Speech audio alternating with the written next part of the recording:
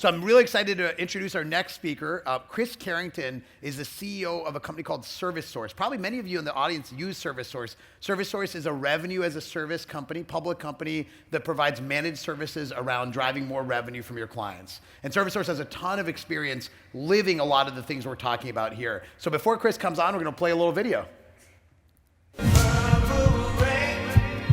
world is changing again, and it's changing faster than we can ever think. So I think we have an exciting future with an exciting landscape in front of us. And along the way, of course, there's been a lot of technological innovation, great ideas, new leadership. Awesome. Join me in welcoming Chris Carrington.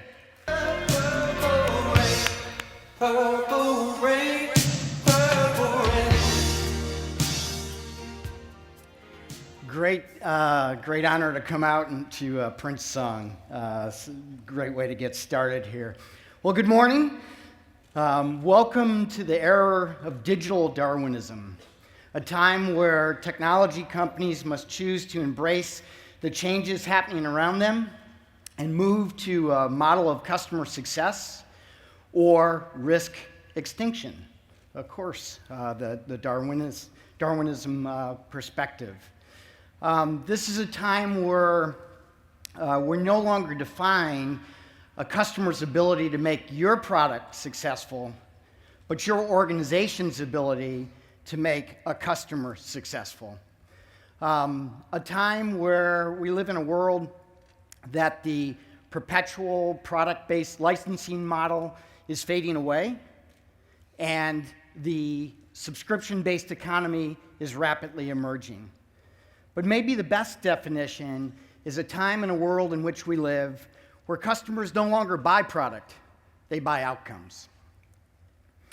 So this morning, I'd like to share 5 best practices that we've seen adapted by a number of technology companies around the world and share 3 use case studies with you.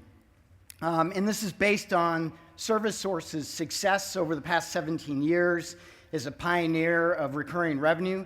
That seems to be increasingly more important these days. And more recently, an emerging leader in the area of customer success. And while my marketing department, who's somewhere in the room here, would love for me to delve into the slide, I'll spare you the ServiceSource infomercial.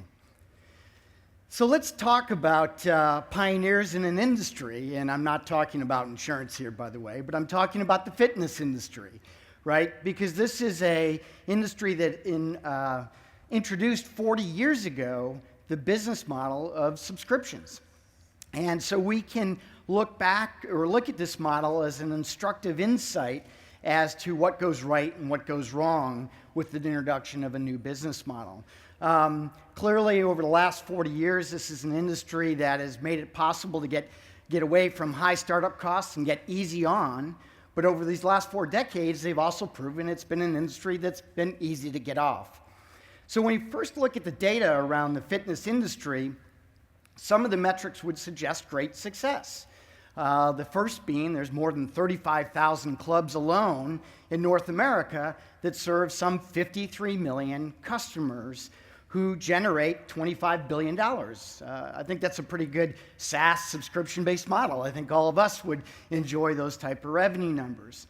But it's when you look a little deeper into the data that you realize maybe there's a failure in the introduction of this business model. You're looking at a business model where more than 10% of those 35,000 clubs a year go out of business. They shut their doors and no longer have a business in that specific location. You're looking at an industry that's promised to get people stronger, to lose weight, to feel better, and yet their customers only utilize their facilities an average of 1.6 times a week. Now, I don't know, I grew up in the era there was 3 times to maintain, 4 times to gain, so I think they're failing on that aspect too. But maybe the most telling measurement in the fitness industry is this concept that they only retain 72% of their customers on an annualized basis. Now, all of you in the room who believe you could go to your boss and say, hey, we're only going to have 30% attrition and think you could keep your job, raise your hand. I don't see a lot of hands going up because 30% attrition will never work in the technology industry. So this is, once again, fairly instructive that they must need to do something different. And that something different I would propose to this room is the concept of customer success. This is an industry that's been more influenced by getting our credit card and making sure that recurring payment happens every month than truly the outcomes as a customer that I desire. Once again, losing weight, getting stronger, maybe it's finding a date in the gym. But we can learn from this as an industry, as a technology industry, to make sure that we advance forward with those insights. As Darwin taught more than 200 years ago, it's not the strongest of the species that survives, nor the most intelligent, but it's the ones that are most adaptive to the changes happening around us. And of course, we live in a world of massive change. We could spend most of the time this morning just talking about probably a dozen different impacts happening to each of us in our respective industry of technology that is happening to us. The concept of consumerization of IT, the proliferation of data, so much data it's suggested that we only really touch about 1% of the data, 99% goes untouched. Or of course this big existential change of the cloud and subscription-based economy. There's the dirty little secret of this where we go from a world that was once we had long-term relationships with our customers for 4 or 5 years to a world in which that relationship is fleeting. It may be for 1 month or 12 months. Needless to say, Darwin taught that organisms change by the influence of outside externalities in our business or in our lives. So let's talk about and kind of summarize very quickly as I get into these 5 best practices and these 3 use case studies, a world before the cloud and a world after the cloud or during the cloud in which we're living. Clearly, we were a world just a few short years ago where we all sold product. We all sold product, moving to a world now where we all sell services. And what does that mean? What's the differentiation? Well, the key differentiation is that at the point of customer acquisition or the original sale, we used to recognize 80% of the lifetime value of that customer. Well, the economic model has changed in a subscription-based economy because now 80%, some would argue even 90%, actually the economics of that lifetime relationship are recognized after the point of original sale. So clearly we have to adjust our focus of how we go to market. Once again, that world of 4-year sticky relationships was great because candidly, after a client spent 3 to 6 months getting up onto our products, if they didn't like it, let's be real. It was kind of so bad, too bad, so sad, right? Because they might complain and not like your product, but they would go to the CFO and the CFO says, hey, we've bought this for 4 years. We've got to depreciate it over 4 years. Go back to your partner and make this product successful. Notice what I said, make this product successful. We're in a world where it's not about the product, it's about the outcomes. And so our organizational structures have had to change. We've gone from organizations who waited for the client, for the customer to call in. They were passive organizations like customer service or customer support or support tickets that came in. Moving to a world where our customer success organizations need to be proactive. They need to be engaging. They need to be reaching out to the customer to ensure that customer success and the outcomes they were looking to achieve are actually happening. And this is really summed up by the bottom line that the burden of success, which was once on our customers to determine the outcome of success, has shifted now to a world where that burden of success is on us as technology partners to enable the outcomes that they're seeking.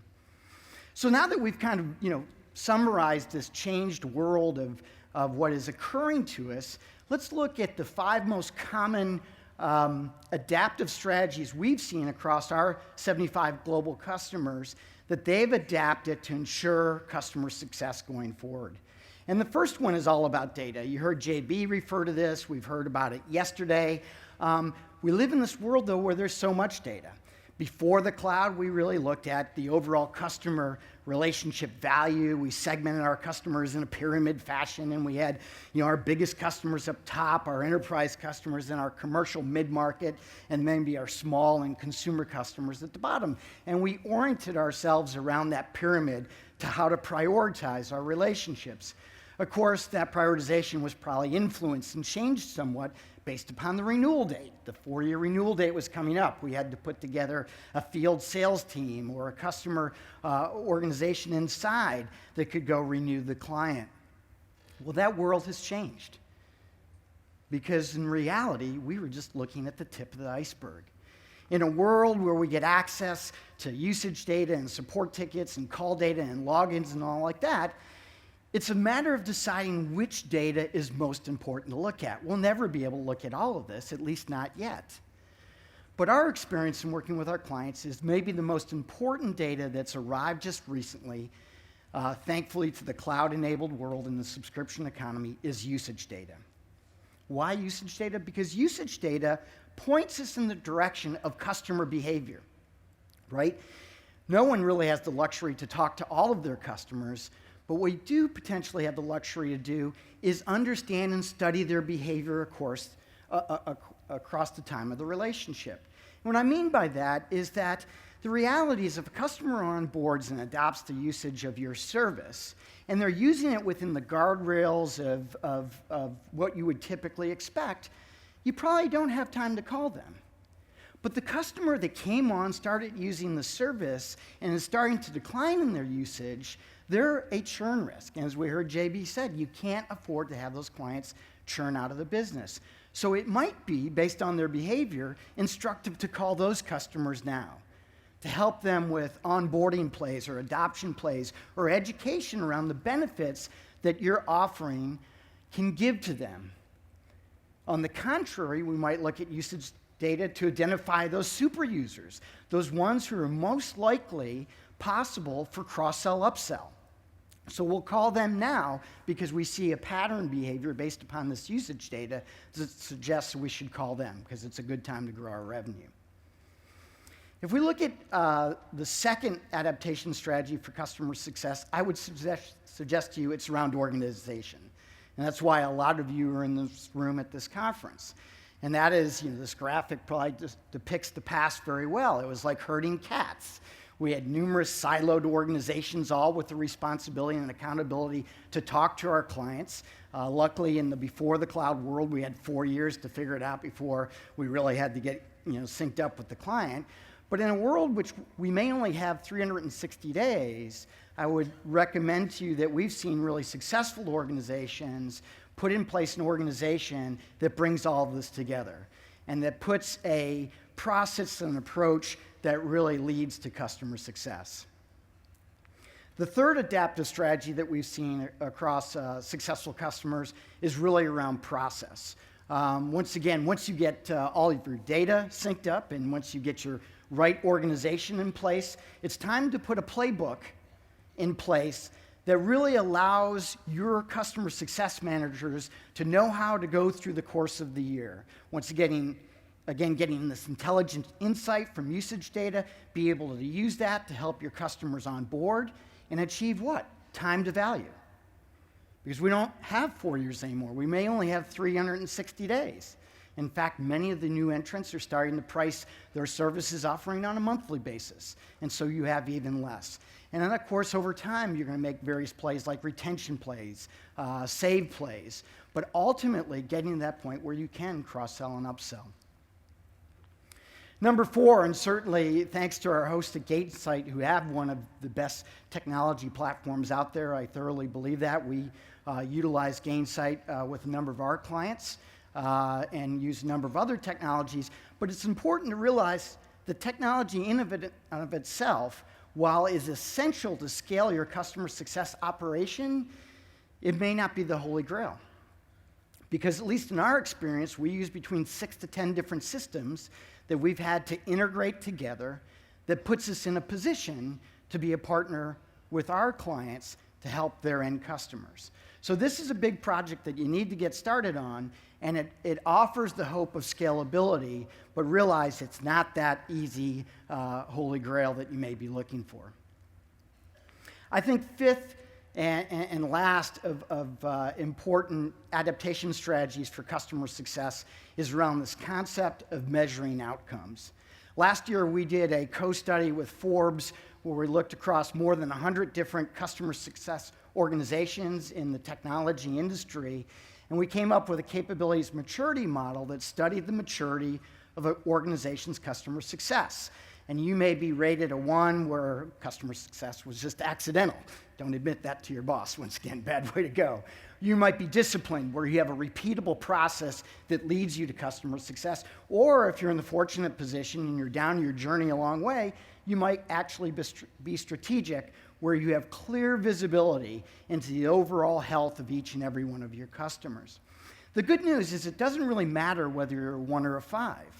The most important outcome of the study was this, that whether you're a 2 moving to a 3 or a 3 moving to a 4, the results and the outcomes suggested by moving 1 level in your maturity of customer success, you could pick up 7.9 percentage points of improvement. Well, what does that mean? If you have a $100 million subscription-based business model, and you go through that 360-day life cycle, you're more likely to retain about $7.9 million of that $100 million after 1 year. So this becomes really instructive that, once again, the concept of understanding and measuring our customers' success criteria, their KPIs for the identification of success, is really important. And so once again, we have to mature our organizations to get to that point to understand that. So let me cover the 3 use case studies now that may be instructive. These are real examples that just happened in the first quarter between ServiceSource and some of our clients. This is an example of a Fortune 500 hardware company. Now, most of us in this room would think that we're all software companies in here. But in fact, hardware companies too are making that journey of customer success, and more we're starting to see the introduction of models that move them from a product orientation to a service orientation, all around the concept of consumption-based economics. So whether you're hardware or software, you're part of the customer success journey. This was a situation where 3 years ago, they identified the need to really get their data organized, and we were able to work with them to put all of their data into a single system. In this case, it's actually 14 years of buying behavior of their clients, literally millions of assets purchased over those years, renewals associated with that. And the goal was to try to centralize all of that data and put an organization of virtual sales or virtual customer success in a position that they could understand their customer, their buying behaviors, and that when they reach out to their customer, they could really operationalize that data. Because once again, all that data unavailable to a customer success manager is kind of worthless. Recently, we worked on a transaction with our client, with their end customer, where we were able to look across multiple geographies around the world. We looked at it over 120,000 assets that this end client had purchased over time, and we were able to take a renewal cycle that was suggesting, based upon what the data first thought, was a $6 million opportunity, and just recently closed in this first quarter a $34 million opportunity.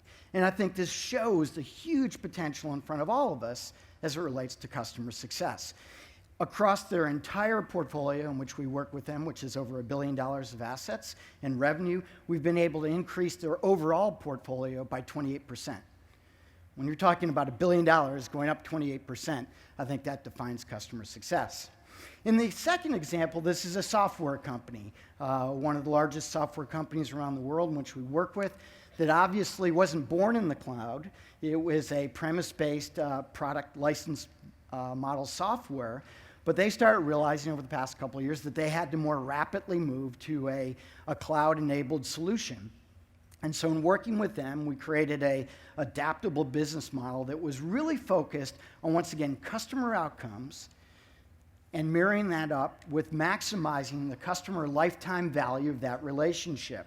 And over the past year, we've been able to demonstrate from a customer success standpoint, which I think is important to all of us, because you're going to have to prove this out for your own budgets, that by working with a subset of their clients, this was about 40,000 end customers, that by moving them, helping them migrate to this cloud-based model versus a prem-based model, and focusing on the concepts of onboarding, adoption, cross-sell, upsell, we were actually able to expand the revenue opportunity by some 57%.